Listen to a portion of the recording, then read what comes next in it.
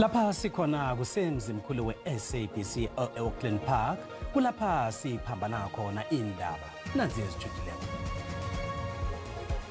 We felt that this is an opportunity, and sometimes out of chaos comes opportunity. Umengameli Ramaphosa uthi ube nenyawo elihle econferencini yamazwe ngamazwe eTokyo eJapan okuhle kuzamlandelela. Inhlangano zepolitiki ezisekomitini ephenya izwa ngobatsho yobukhohlakali ziwamukele ngongengelethu umgomo eziyosebenzela phezu kwawo. I want to warn against fraudulent documents. I do understand that sometimes parents might have a temptation to prefer certain schools. Usomkhandlu wezefundo eGauteng uthi kuyavalwa ukufaka imbawo zabafundi baka grade 1 no grade 8 ngelesihlanu angeke sisaba khona esinye isikhathi.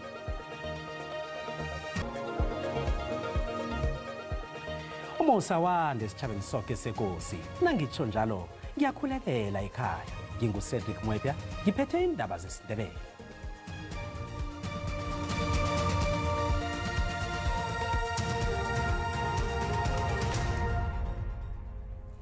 Umengameli uCyril Ramaphosa uthi ivakatsho lakhe leJapan libe nomthelela omuhle ngoba iSouth Africa iqale ukuqinisa ukuhwebelana namazwe ambalwa. uRamaphosa bekayingcenye yeconference yehlandla lethoba yamazwe ngamazwe yeTokyo malungana nembizo yokuthuthukiswa kweAfrika. Umhlangano lo womnyaka lo ubanjwe ngesikhathi lapha kuthuselwa ukuthula kwephasi nokuthikamezeka nokuhwebelana namanye amazwe. Abanye abaholi beAfrika nabo bakhambele umhlangano lo. Njengoba nephasi lonke liqalene nenitshijilo umhlangano lo unikele iAfrika neJapan ithuba lokuqinisa ubudlelwana khulukhulu ngemva kokuba na United States ikhuphula umthelo wempahla emazweni ambalwa.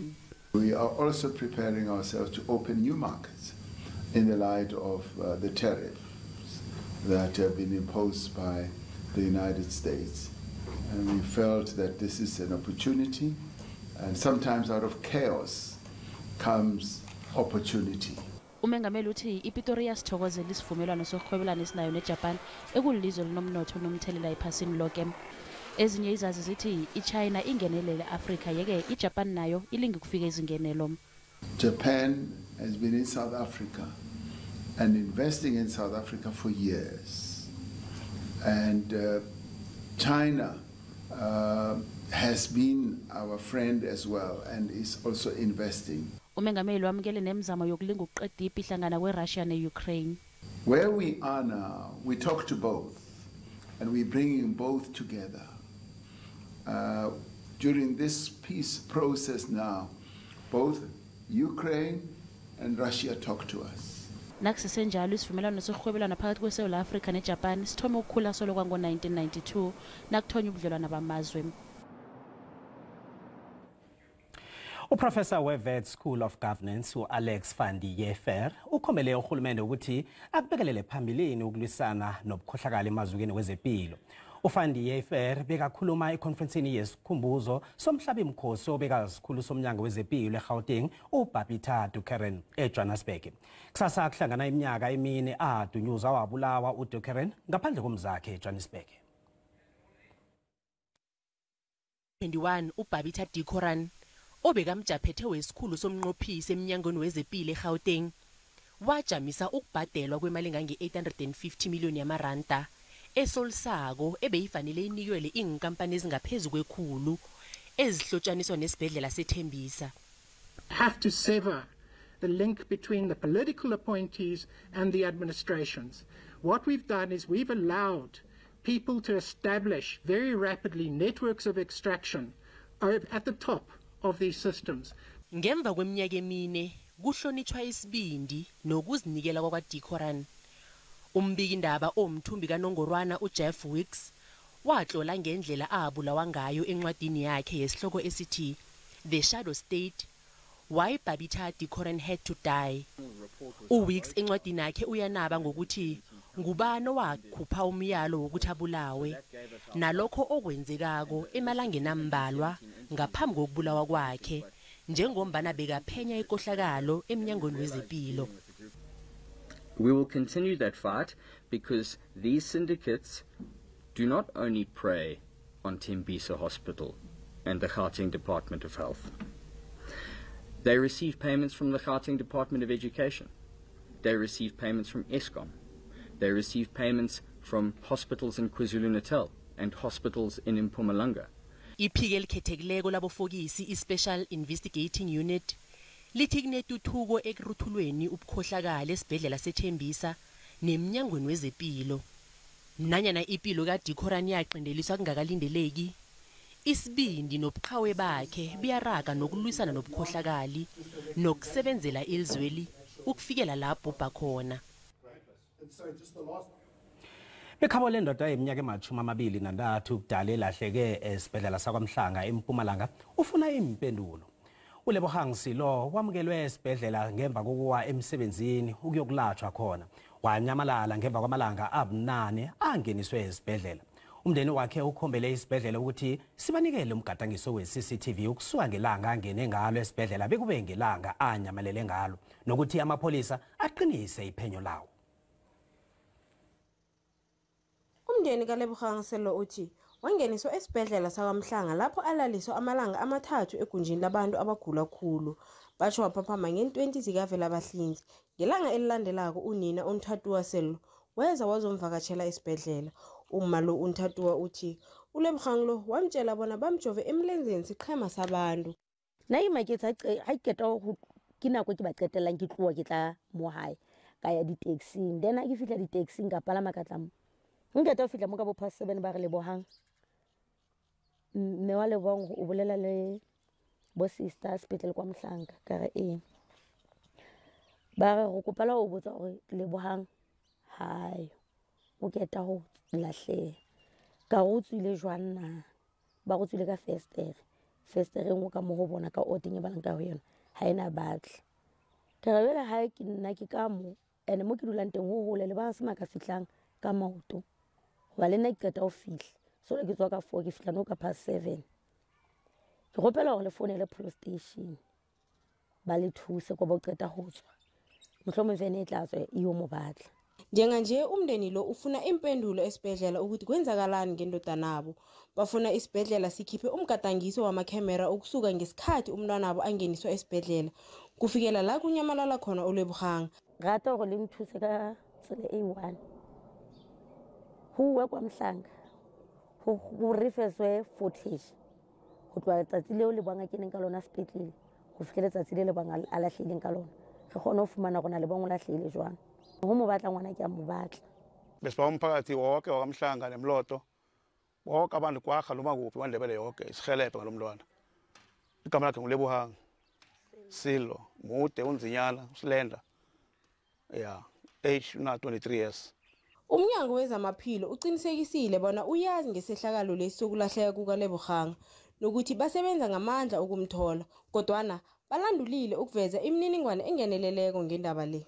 Sisebenza busuku emini ukuchecka ukuthi kahle ingabe unyamalele njani umfana starts mase kutholakala iprogress bese siyabuya futhi sitosho ukuthi sesihambe safika kuphi lokuyinto ukuthi kwamanje ngeke sikhona ukuthi siyikhulume la ku media but siyakhulumisana kakhulu nemndeni kubambisana nabo ukuthi sifike emaphethelweni ukuthi sithole lo mfana. Amapolisa weMpumalanga athi aragela phambili ngokuzumana noLebogang. Lokhu sikutholile kuyangiphenyo lemaphoyisa ukuthi usuke noma ubalekile bekabalekana lomunye wesigulane khona lapha esibhedlele kodwa ke ngoba bathi baphume ngelifastere lomunye walegulane bese ke uyatholakala kepha Lebukangazange watholakala. Sisaphenya sicela umphakathi uma kukhona lo nelwadi mayelana nokuthi Lebogang singamthola kuphi athi xumanise namaphoyisa ngokusebenzisa le nombolo yethu ye-Crime Stop 08600 10111 noma bathumele umlayezo kuma subs app. Umndeni wakhe usesenethemba lokuthi uza kubuya asaphila ekhaya. Endabeni ze-SABC nginguNonhlanhla Ntshingela ngibika ngiseMpumalanga. Inhlangano zepolitiki ezingaphakathi kwekomiti yesikhatshana yeParliamente ekhethelwe ukuqala izwango batsho yokuthusela kwevikeleko lombuso ziwamkele ngokungengelethu umgomo eziyosebenzela phezukwawo ngephenyo lize ngendaba yobukhohlakala. Ikomiti le ngesungule ngemva kokuthi uCommissioner wamapholisa uLieutenant General Nhlanhla Mkhwanazi aveze izwa ngobatsho yobukhohlakala ehelweni lezomthetho. Lisa ngiba bazokuvela kokuthoma phambi kwekomiti yeParlamente. Kubalwa hlangana ungqongqoshe wamapholisa waphambilini uBheki Cele. Njengaphambilini indaba yokuthi imininingwane ekhethekileko izokusetshenziswa njani ibange ikulumo mpikiswano.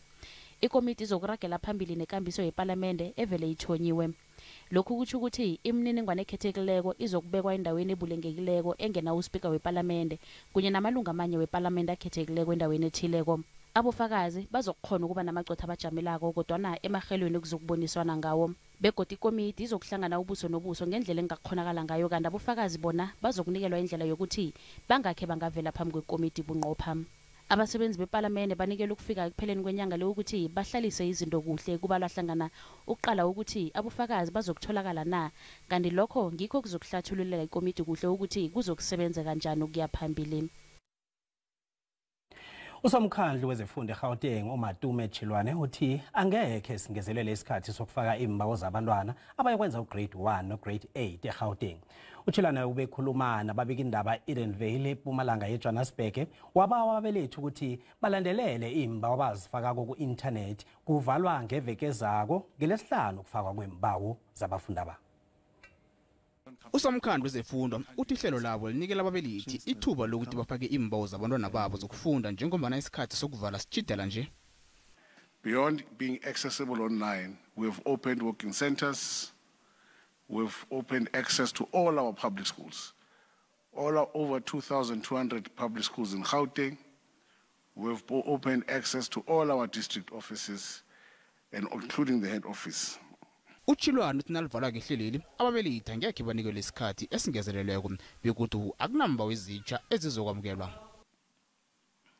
And it should be noted that after the 29th of August, no new application will be accepted.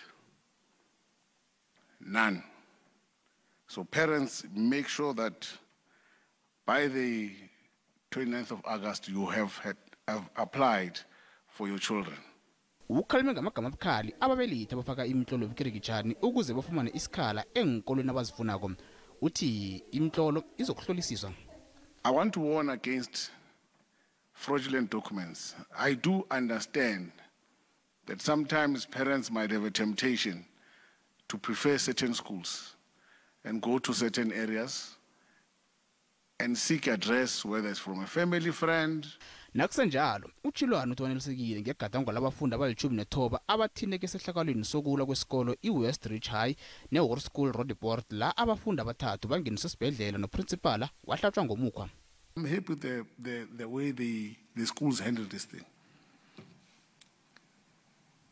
Because what I said to them, I said, even if there are 50, let's suspend all of them. We need to demonstrate that discipline is important. Umnyango ufumene imbawo ezingaphezulu kwezi-700,000 emagradini amabili. Ilanga lokugcina lokufaka imitlolo zing-8 kuKhukhulamungu. Nasibuya entolo. Go tla bjang gore khoto e dumelele gore motho e reng gore ba mo kry-ile ka merwalo kana ba mo kry-ile ka merwalo ebe ba a khopele le bail. Isakhamuzi esidabuka eMozambique esifunyenwe nensalela zesidumbu sidinywe ibheli namhlanje.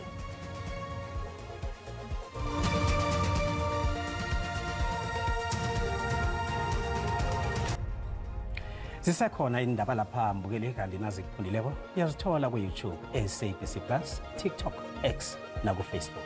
Asifake nazo. Iphiko lezokuthutshisa komphakathi NPA inethemba ngokuthuthisa ngempumelelo ecaleni lesakhamuzi seMozambique esifunyenwe nezitho zomuntu ekukholwa bona ngezikadade oneminyaka ema-20 ubudala owabulawako. Ukubotshwa kwaka-Isaac Shikomboya kulandela ukubotshwa kwabantu ababili ngemva kokutholakala baphethe iselfoni kangazimbi. Ababili abo ngibo abalayele amapholisa kuShikomboya. Icala lithuliselwe ngelesine weveke zako. uShikomboya bekavele kwesibili namhlanje khotho kaMagistrate weGarankuwa qalene namacala okwephula umthetho okungena nokuphuma elizweni ngokuba selizweni elingokungemthetho kunye nokwephula umthetho wezempilo ngokutholakala phethe izitho zomuntu. uhlotshaniswe nokubulawa ngesihlungu kaHunze Makhubela weminyaka ema-20 ubudala ngo-2023 ngemva kokubotshwa kwamadoda amabili atholakala neselfoni kaNgazimbi. Umndeni kaMakhubela awufuni ukuthi umsolwa lo afumane ibhayili. Re botlhoko ka re hona no ka re ba re a ire application ya bail banong ha ke itse setšhaba sa Jericho le setšhaba so sotlhe ba ba re support-ang bona ba reng ka bail. Go tla bjang gore khoto e dumelele gore motho e reng gore ba mo kry-ile ka merwalo kana ba mo kry-ile ka merwalo ebe ba a khopele le bail. South Africa e dumela bjang gore motswantle ebe a nne le matla a gore yena a ipolele gore yena o khopela bail go a kgonagala. uHunze Makhubela walahleka ngosinye ikhaba ngo-2023 isidumbu sakhe safunyanwa ngemva kwamalanga amabili sicuyiwe. Amadoda amabili atibona afunyanwe neselfoni akhe alayela amapholisa kuShikomboya othi batsho uyinyanga edabuka eMozambique. Uthena kabotshwa-ke emvekeni embili ezidluleko wafunyanwa nezitho zomzimba kaNgazimbi. Hlangano etshutshisa umphakathi NPA ithina themba bona kuzokutshutshiswa ngempumelelo.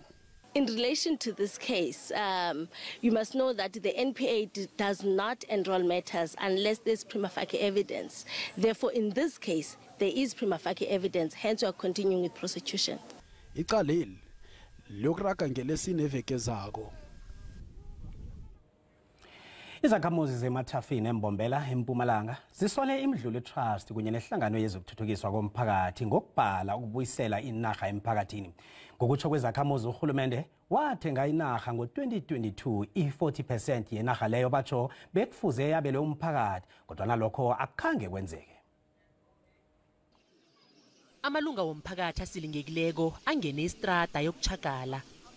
Izakhamuzi zivale indlela iphithizela khulu engenako nephumaka endaweni le ngamatayera avuthako, iqucu kunye namatshe. Amalunga womphakathi wemathafing athi okwanje khona badiniwe. Bathi ihlangano yezokuthuthukiswa komphakathi i-Community Development Trust nemdluli Trust solo zivaliwe. Izakhamuzi ezizithi zifuna ukunikelwa inahazo. Imathafeni community members sifuna 40% wethu back from iMathafeni Trust. Labantu abasebadlale ngasi kakhulu semithe leminyaka.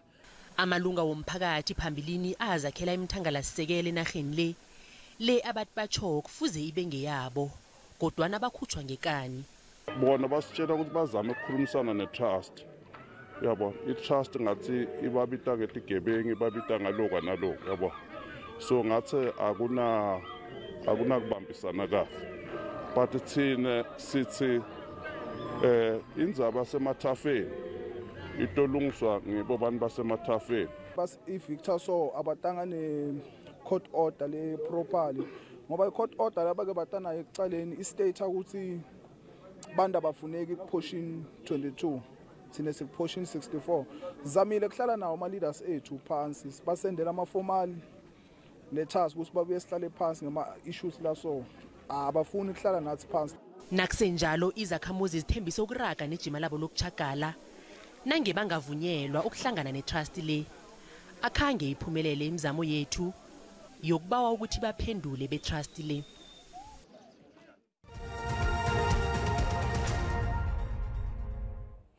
Kezemali ranta liqinile nalinganisana nezinye imali ezikhulu.